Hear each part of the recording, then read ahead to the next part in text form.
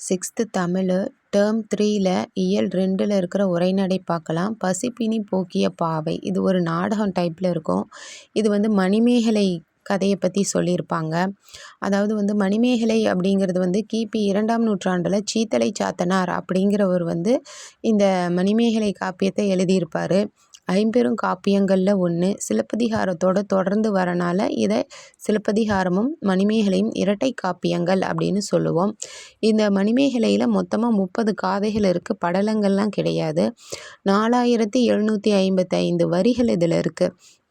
இப்போ இந்த நம்மளுக்கு லெசனில் என்ன கதை கொடுத்துருக்காங்கன்னா, மணிமேகலை புத்த காப்பியம். அவங்க புத்த மதத்தை தழுவி இருப்பாங்க.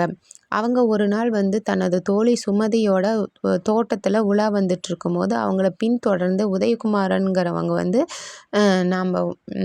அவங்கள உதயகுமாரனுக்கு மணிமேகலையை ரொம்ப பிடிச்சிருக்கும். அதை அவங்க தொல்லை பண்ணிகிட்டு இருப்பாங்க. அவங்ககிட்டேருந்து தப்பிக்கிறதுக்கோசரம் ஒரு பளிங்கு குகைக்குள்ளே போய் ஒளிஞ்சிப்பாங்க.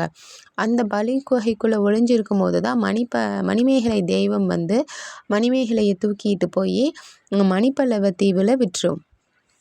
அங்கே விட்டுட்டு அதுக்கப்புறம் அங்கே அந்த மணிப்பல்லவ தீவில் தீவத்திலகை அப்படிங்கிறவங்க அந்த மணிப்பல்லவ தீவை காவல் காத்துக்கிட்டு பார்த்துட்டு வருவாங்க.